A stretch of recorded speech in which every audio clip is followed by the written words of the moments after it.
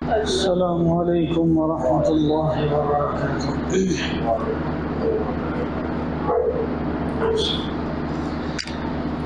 الحمد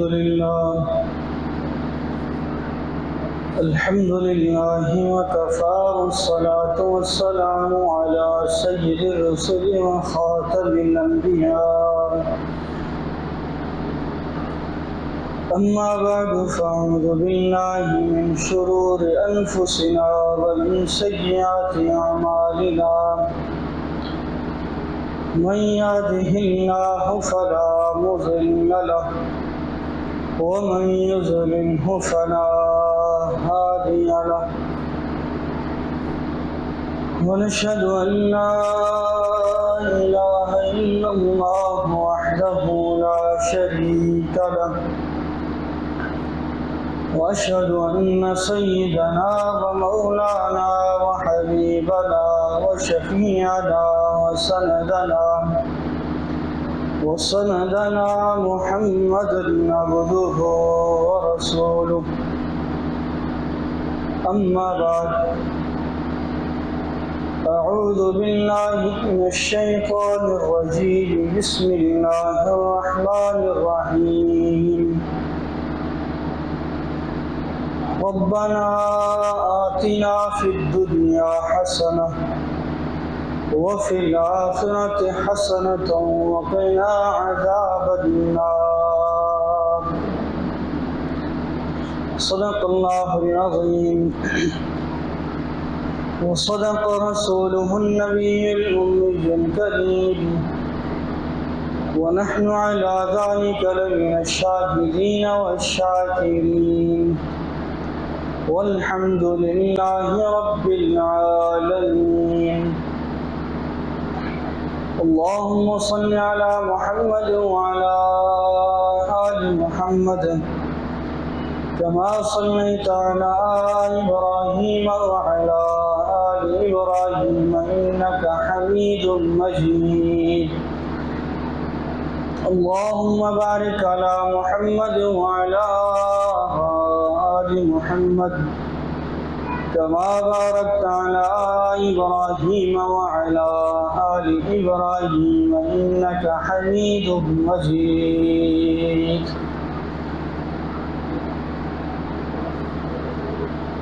محترم و مکرم سامعین، گزشتہ سبق میں یہ عرض کر رہا تھا کہ اللہ رب العزت نے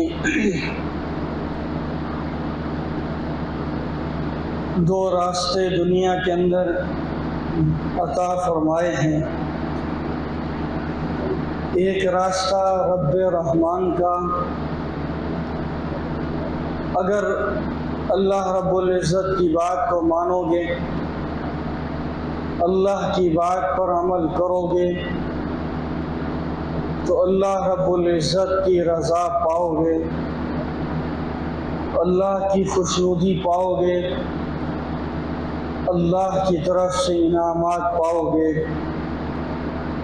موت بھی بڑی حسین آئے گی، قبر بھی بڑی زبردست ہوگی، محشر میں کسی قسم کی پریشانی نہیں ہوگی، اور پھر اللہ کی رحمت کے ساتھ اللہ کی جنت عطا ہوگی۔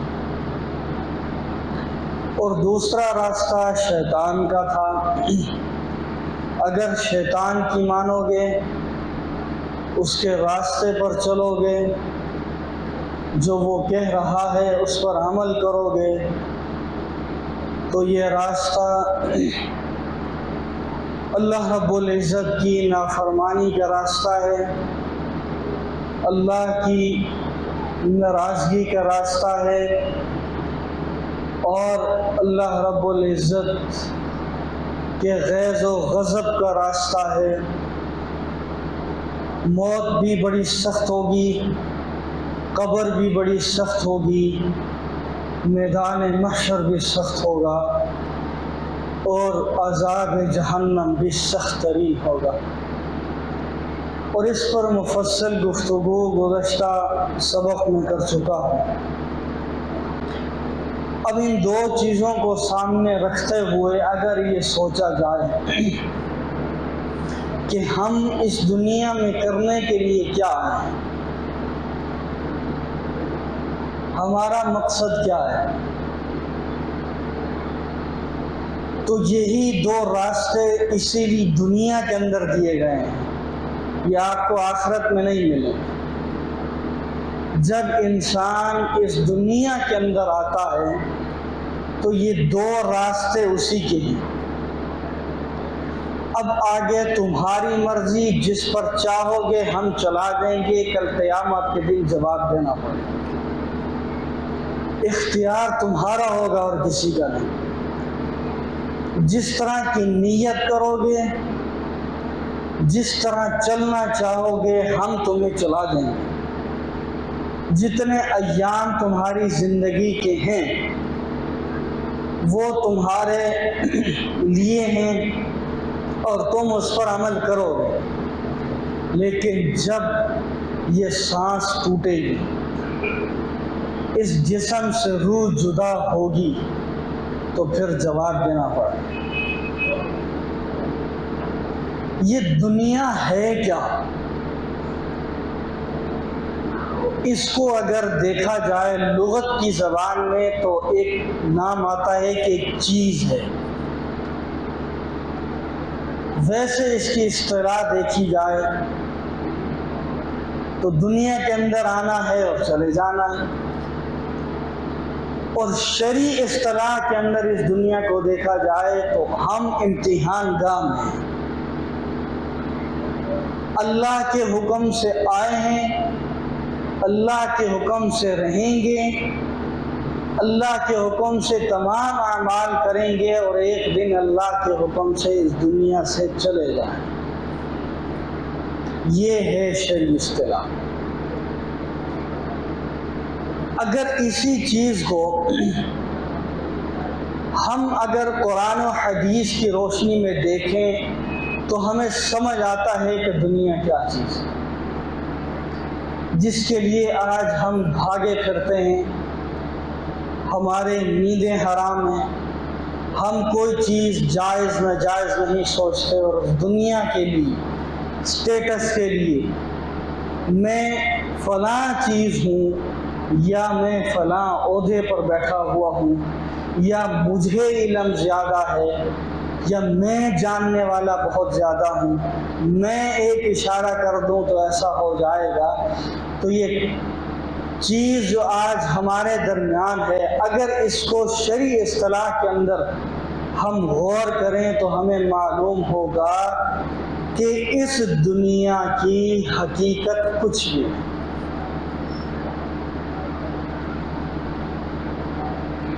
فخر دو عالم صلی اللہ علیہ وآلہ وسلم کے فرامین اٹھا کر دیکھ لیں، قرآن اٹھا کر دیکھ لیں، آپ کو دنیا کی حقیقت کا علم ہو۔ ایک حدیث میں فرمایا الدنیا سجن المؤمن و جنت الکافر۔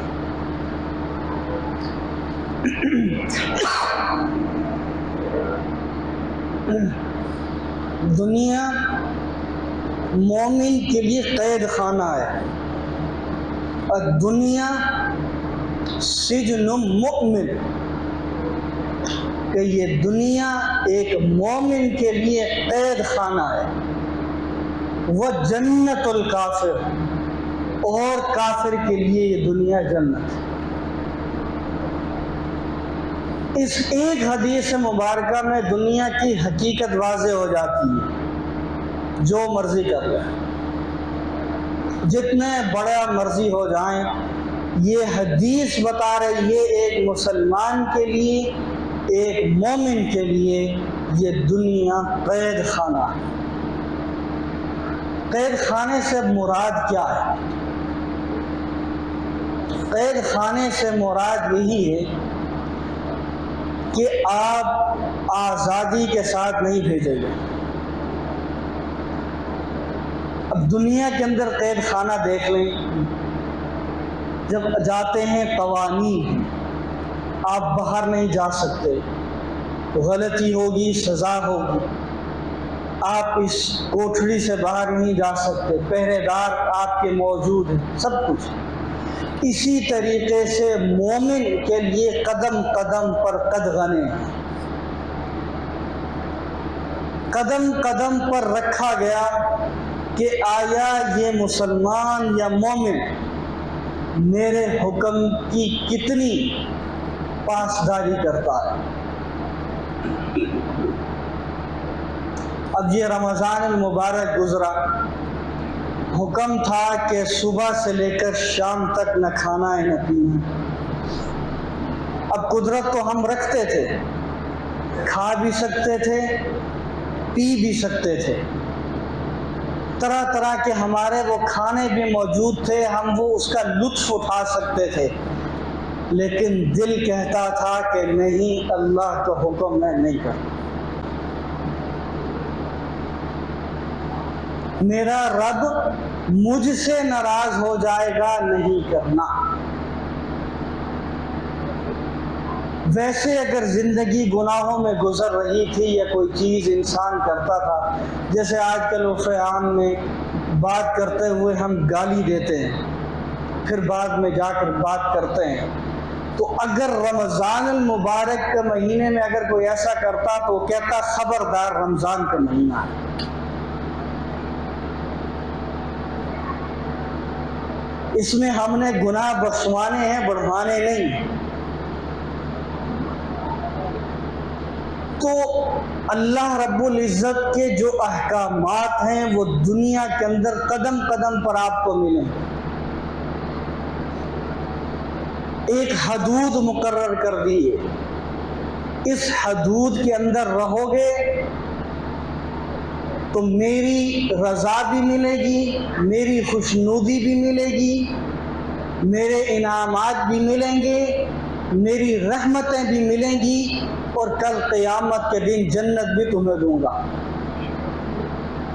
اگر تم نے اس حدود سے تجاوز کیا تو پھر سزا بھی ہوگی،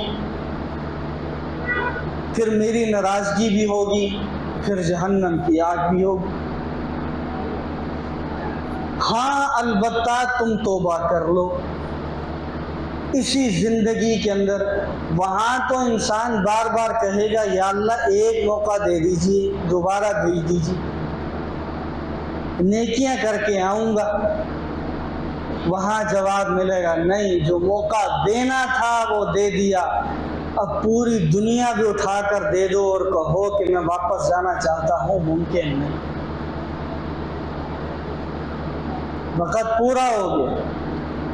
ہاں اگر اسی حال کے اندر تم توبہ کر لیتے تو پوری زندگی کے گناہ معاف کر دیتے، اپنی رضا بھی دے دیتا، سب دے دیتا۔ ایک بادشاہ تھا، اس نے اعلان کیا جس کو میری ریاست سے جو بھی چاہیے وہ لے جائے۔ کسی نے کیا اٹھایا، کسی نے کیا اٹھایا، کسی نے کیا اٹھایا۔ ایک نے آ کر، بادشاہ کا قریبی تھا، اس نے آ کر بادشاہ کے سر پہ ہاتھ رکھ دیا۔ اس نے کہا کہ سارے سونا ہیرا جواہرات ہر چیز لے رہے ہیں اور تو منہ اٹھا کر کھڑا ہے۔ اس نے کہا میں تو لے چکا ہوں، آپ نے کہا تھا کہ جس چیز پر ہاتھ رکھو وہ چیز تمہاری ہے۔ اس نے کہا کہاں رکھا ہے؟ میں نے کہا آپ کے سر پہ رکھا ہے۔ اس نے کہا اس کی وجہ کیا ہے؟ اس نے کہا کہ ان کو جو مل رہا ہے وہ لمیٹڈ ہے، جتنا وہ لے سکتے ہیں، جہاں تک وہ استعمال کر سکتے ہیں وہ ان کا ہوگا۔ میں نے تمہارے سر پر ہاتھ رکھا، یعنی تم بھی میرے، تمہاری سلطنت بھی میری، تم بھی میرے، تمہاری سلطنت بھی میری ہو گئی۔ اسی طریقے سے جس نے رب کو پا لیا اس نے دنیا بھی پا لی، آخرت بھی پا لی۔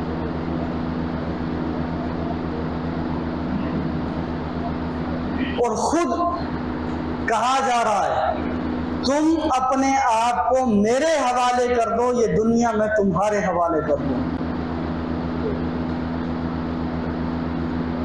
یہ رب کہہ رہا ہے جس نے دنیا بنائی، جو ہمیں کھلا بھی رہا ہے، ہمیں پلا بھی رہا ہے، ہمارے ساتھ ساری وہ چیزیں کر رہا ہے جو ایک چیزیں ہونی چاہیے۔ اس کے باوجود وہ کہہ رہا ہے کہ دنیا کو چھوڑو، میرے پاس آؤ، دنیا بھی بنا دوں گا اور آخرت بھی بنا دوں گا۔ ایک قدم میری طرف بڑھاؤ۔ تو یہ دنیا، نبی کریم صلی اللہ علیہ وآلہ وسلم نے ارشاد فرمایا، یہ دنیا حقیقت میں اللہ رب العزت کے ہاں مچھر کے ایک پر کے برابر بھی نہیں ہے۔ مچھر کے ایک پر کے برابر بھی نہیں ہے۔ اگر مچھر کے ایک پر کے برابر بھی ہوتی ہے تو اللہ کسی کافر کو پانی کی بوند بھی نہ دیتا۔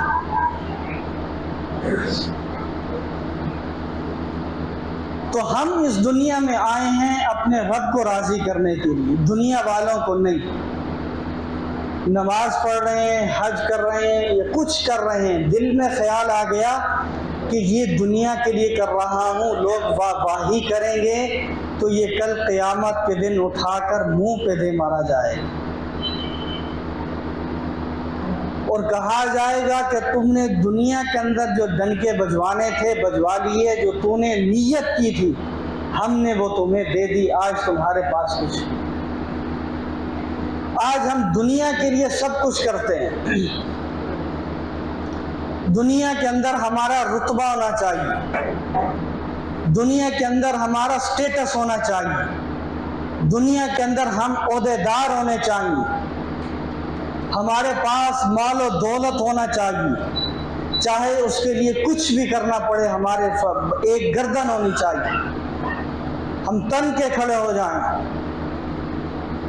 اگر ہم دنیا کے لیے کریں گے تو یقین جانیے جس طرح قارون کو دھنسایا گیا تھا ہم بھی ایک دن دھنسا لیے جائیں۔ کتنا مال و دولت تھا اس کے پاس، ایک جماعت اس کی خزانوں کی چابیاں لے کر چلا کرتی تھی،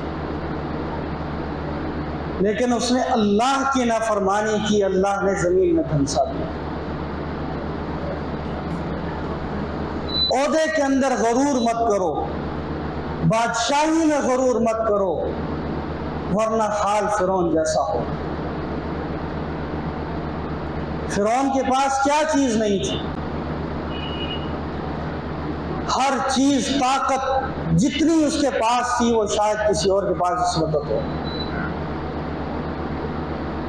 لیکن نہیں مانا اس نے، صرف دنیا کے لیے شیطان کی باتوں میں آ کر اس نے اللہ اور اس کے رسول کے فرمان کو ٹھکرایا تھا۔ اللہ نے اسے غرق کیا، اور آج ہماری دنیا کی تعلیم اس نہج پر پہنچ چکی ہے کہ غالباً پہلے بھی بتایا تھا کہ 1 سال یا 2 سال قبل پاکستان کے طلباء کا ایک وفد مصر گیا تھا اور فرعون کی لاش پر کھڑے ہو کر اس کے لیے فاتحہ خوانی کی تھی، اور اس کا ریکارڈ انٹرنیٹ پر موجود ہے، آپ سرچ کر سکتے ہیں، وہ تصویر بھی موجود ہے۔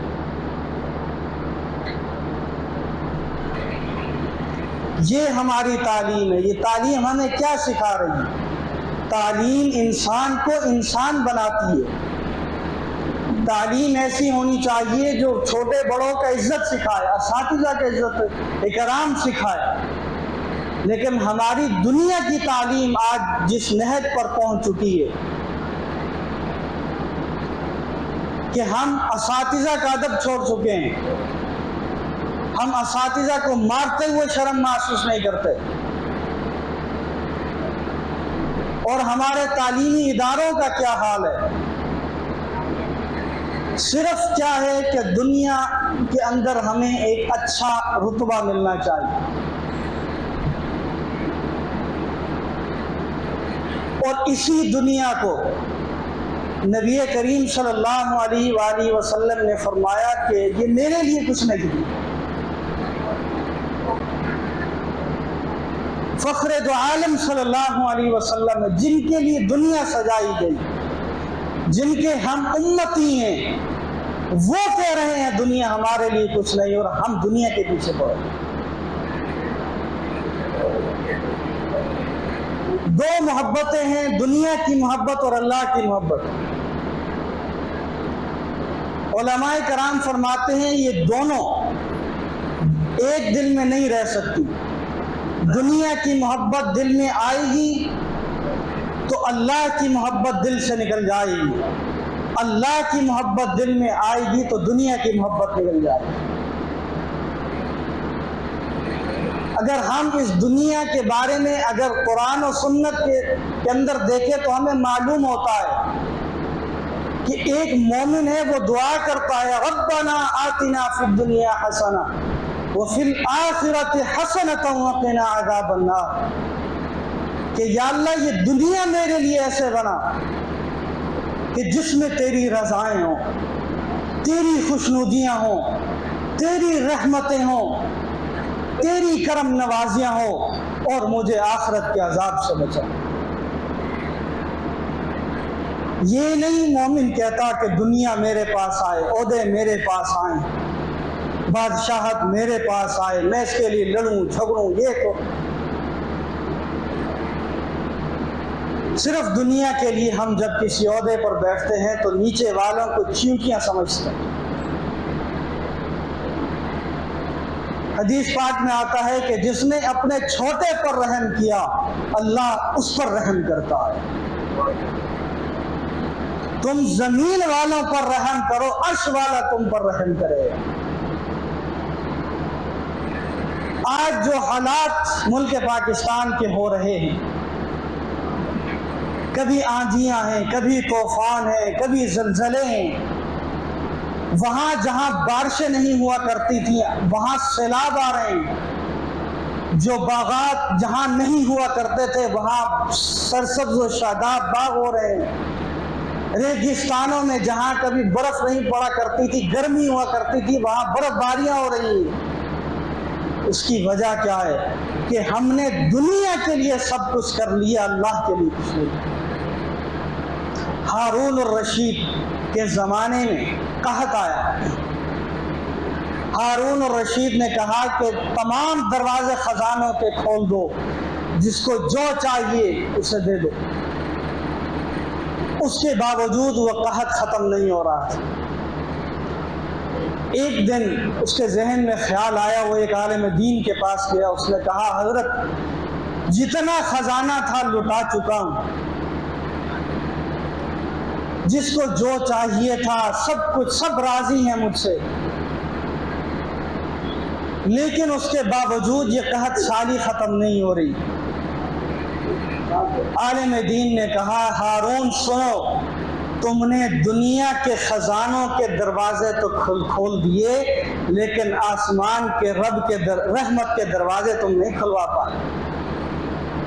جب وہ دروازے کھلواؤ گے اس وقت دیکھنا اللہ قحط کو کیسے چٹکیوں میں ختم کرتا ہے۔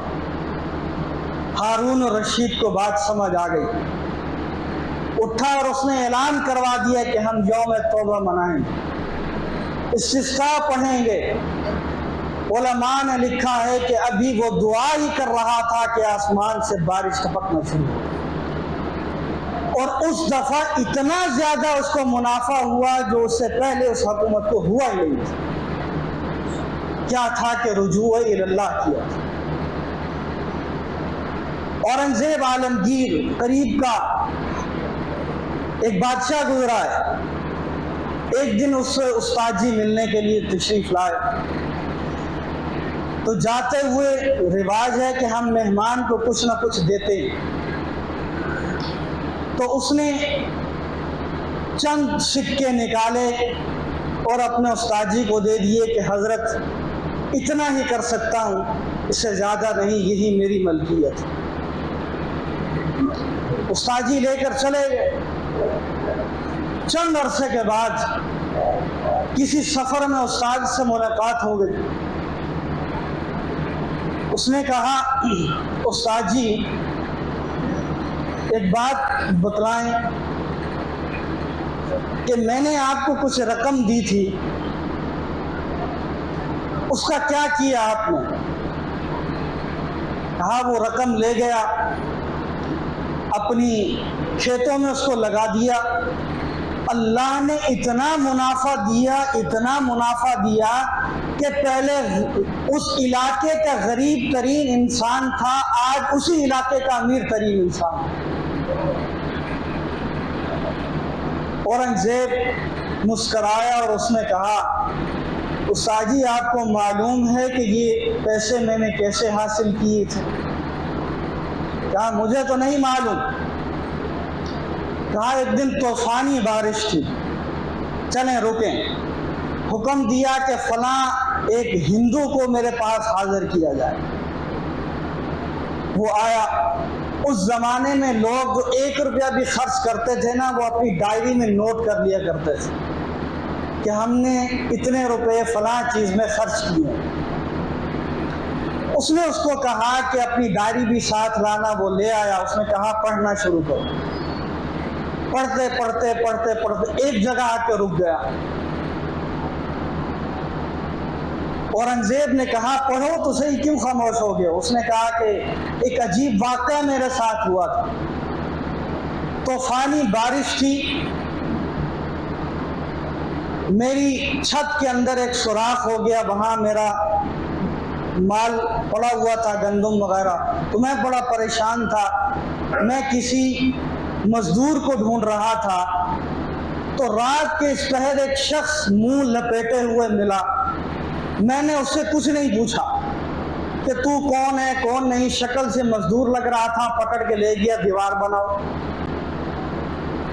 اب اس نے پوری رات لگا کر میرے ساتھ دیوار بنائی. اب جاتے ہوئے اس نے کہا میری مزدوری، تو اس وقت میرے پاس نہیں تھا. تو میں نے کہا صبح دکان وغیرہ کھولوں گا تو جو غلہ بکے گا اس میں جو پیسے آئیں گے تمہارا حساب کر دوں گا. اس نے کہا کہ نہیں، جو تمہارے پاس ہیں وہی دے دو، میں اس میں راضی.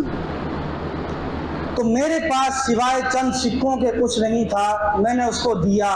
بڑا اللہ اور نیک بندہ تھا، میں اس سے بڑا خوش ہوں. تو اورنگزیب نے کہا معلوم ہے وہ شخص کون تھا؟ اس نے کہا مجھے معلوم ہوتا تو یہاں لکھ نہ دیتا. اس نے اورنگزیب استاد کی طرف موڑا اور کہا کہ یہ فقیر اس رات کو باہر نکلا تھا. اس نے میں نے وہ محنت کی تھی، مشقت کی تھی، اس سے جو آمدنی ہوئی تھی وہ میں نے آپ کو دی تھی. استاد جی کھڑے ہوئے اور انہوں نے کہا کہ صرف اسی محنت کی برکت سے اللہ نے مجھ ناچیز کو غریب سے امیر کر دیا. پیسہ ہو جو کچھ ہو، جب تک برکت نہ ہو تو وہ چیز کسی کام کی نہیں. تو ایسے بھی لوگ اس دنیا کے اندر گزرے ہیں. دنیا و ما فیہا کا مال اگر ان کے قدموں میں آ جاتا تھا ٹھوکریں مارا کرتے تھے. آج ہم کہتے ہیں لاؤ جتنا ہے مجھے دو. قیصر و کسریٰ جب فتح ہوا تمام اس کے جواہرات لا کر حضرت عمر کے قدموں میں ڈالے گئے. بادشاہ کا یہ تاج کے اندر جو سب سے قیمتی ہیرا لگا ہوتا ہے وہ نکلا اور حضرت عمر کے قدموں میں آ پڑا. حضرت عمر اس کو ٹھوکر مارتے ہوئے کہتے ہیں دنیا تجھے ٹھوکر مارتا ہوں تو قدموں میں آ کر گر جاتی ہے. سید عطا اللہ شاہ بخاری رحمۃ اللہ علیہ کو کسی نے اس زمانے میں 100 روپیہ پیش کیا، بڑی چیز ہوا کرتی تھی. حضرت نے انکار کر دیا کہ بھائی میری ضرورت نہیں ہے، کسی اور کو جا کر دے. اس نے بڑی منت سماجت کی، نہیں. اس نے حل یہ نکالا کہ جوتی میں ڈال دیتا ہوں، جب جوتی مبارک پہنیں گے تو اندر سے اٹھا لیں گے. اب جیسے ہی حضرت عطا اللہ شاہ بخاری رحمۃ اللہ علیہ نے جوتی کو پہننے کی کوشش کی تو دیکھا اس کے اندر 100 روپیہ موجود ہے سکوں کی صورت میں. تو کہنے لگے دنیا کو جتنا دھتکارتا ہوں پھر بھی عطا اللہ کی جوتیوں میں آتی ہے. یہ اصل مومن کے لیے یہ جوتیوں کے اندر اس کی جگہ موجود ہے. الدنیا جو حدیث ذکر کر رہا تھا، الدنیا سجن المؤمن و جنت الکافر، کہ دنیا مومن کے لیے قید خانہ ہے. جو مرضی کر لو، امیر بن جاؤ غریب بن جاؤ، قبر میں جانا ہے. بادشاہ بن جاؤ فقیر بن جاؤ، قبر میں جانا ہے. قارون کی دولت لے لو یا جھونپڑی میں زندگی گزار لو، قبر میں جانا ہے. ایسیوں میں زندگی گزار لو یا بغیر ایسیوں کی زندگی گزار لو، قبر میں جانا ہے. آزادی کے ساتھ زندگی گزار لو، غلامی میں زندگی گزار لو، قبر میں جانا ہے. آج ہم دنیا وما فیہا کی نعمت ہونے کے باوجود ہمارے مسلمان بھائی ہمیں پکارتے ہیں. فلسطین کے مسلمانوں نے عید کے موقع پر ہمیں مخاطب کر کے کہا تھا، پاکستانیوں ہم تمہیں عید مبارک کہتے ہیں، تم ہم عید مبارک مت کہنا، تم اس قابل بھی نہیں ہو. وہ جو پکارے وہاں سے آگے دنیا کا جہاں کہیں بھی کوئی مسلمان اگر پریشان ہے وہ دیکھتا ہے کہ ہم کس طرح ہیں، اور ہماری دنیا کی عیش و عشرت ختم ہونے میں نہیں آ رہی.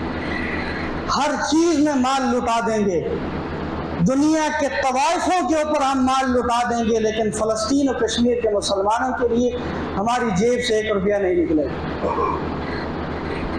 وہ بچے جو سسک رہے ہیں، جو کہہ رہے ہیں کہ ہم جا کر رسول اللہ سے کہیں گے کہ آپ کی امت نے ہمارے ساتھ یہ اشر کیا ہے، بتاؤ کیا جواب دیں گے؟ ایک شخص ایک دکان سے گزرا، وہاں ایک چھوٹا سا بچہ بیٹھا ہوا تھا. اس نے پوچھا، بیٹا یہ دکان تمہاری؟ اس نے کہا کہ انکل جی میری ہے. ہنس پڑے، کہا نہیں. اس نے کہا میری ہے، اس نے کہا نہیں ہے. اس نے کہا وجہ بتائیے بزرگوں. کہا کچھ عرصہ پہلے گزرا تھا، تمہارے والد بیٹھے تھے، تو آج گزرا ہوں تم بیٹھے ہو، تو معلوم ہوا دکان تمہاری نہیں، دکان پر بیٹھنے کی باری تمہاری. کتنا بڑا سبق دے گئے. دکانیں چیزیں چلتی رہیں گی، وقتی آؤ گے بیٹھو گے چلے جاؤ گے. کس بات کا غرور کرتے ہو، کس بات کا تکبر کرتے ہو؟ دنیا کے لیے دین کو بھی پیچھے چھوڑ دیتے ہو. دنیا کے لیے رسول اللہ صلی اللہ علیہ وسلم کی ختم نبوت پر ڈاکہ ڈالنے سے بھی باز نہیں آتے. دنیا کے لیے قرآن جیسی مقدس کتاب کی توہین کرنے سے باز نہیں آتے. دنیا کے لیے امہات المومنین رضوان اللہ تعالی علیہم اجمعین کی توہین سے برداشت ہم باز نہیں آتے. صحابہ کرام رضوان اللہ تعالی علیہم اجمعین جیسی ہستیاں، ان کو ہم نازیباً الفاظ کہہ رہے ہوتے ہیں صرف اس لیے کہ دنیا والے کہیں گے کیا بات ہے، کچھ چیزیں آ جائیں گی، کچھ پیسے آ جائیں گی، کب تک کماؤ گے، کیسے جواب دو گے؟ کویت کے کسی عرب ملک کے اندر ایک طالب علم نے سوال کیا کہ استاد جی کل قیامت کے دن حساب کیسے دیں گے؟ اس نے کچھ پیسے سب کو دے دیے، کسی کو 1 روپیہ، 2 روپے، 5 روپے، 10 روپے، ایک کو جا کر 100 روپیہ دے دیا.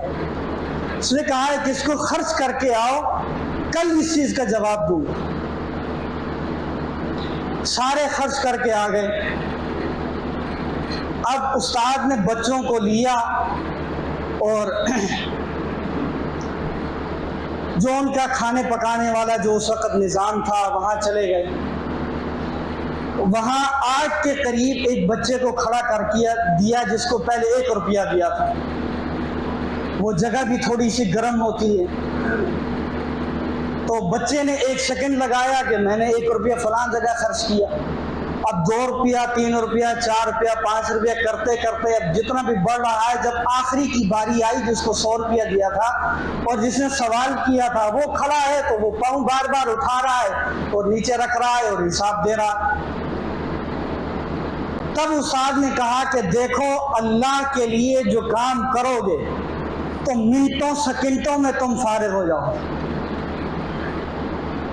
کوئی لمبی چوڑی بحث نہیں ہوگی، کوئی لمبی چوڑی آپ سے سوال نہیں کیا جائے گا۔ تمہارے پاس جو محدود تھا اللہ اس کا حساب لے کر تمہیں جنت میں داخل کر دیں گے۔ جس کا حساب زیادہ ہوگا، اس 100 روپے والے بچے کی حالت کو چیک کر لو، جتنا مال کماؤ گے، جتنا ذخیرہ کرو گے، جتنا تم اللہ کے راستے میں نہیں دو گے، کل قیامت کے دن حساب دیتے وقت تمہاری یہ حالت ہو۔ ایسے بھی استاد ہوتے ہیں۔ تو یہ دنیا کے اندر ہم آئے ہیں، چند روزہ رہنا ہے۔ اگر اللہ کو راضی کر لیا تو دنیا بھی بن جائے گی، آخرت بھی بن جائے گی۔ اگر ہم نے اللہ کو اس دنیا کے اندر ناراض کر لیا تو نہ دنیا رہے گی نہ آخرت رہے گی۔ اللہ رب العزت سے دعا ہے کہ اللہ رب العزت ہمیں اس دنیا کے اندر رہتے ہوئے اپنی خوشنودی حاصل کرنے کی توفیق نصیب فرمائے۔ وآخر دعوانا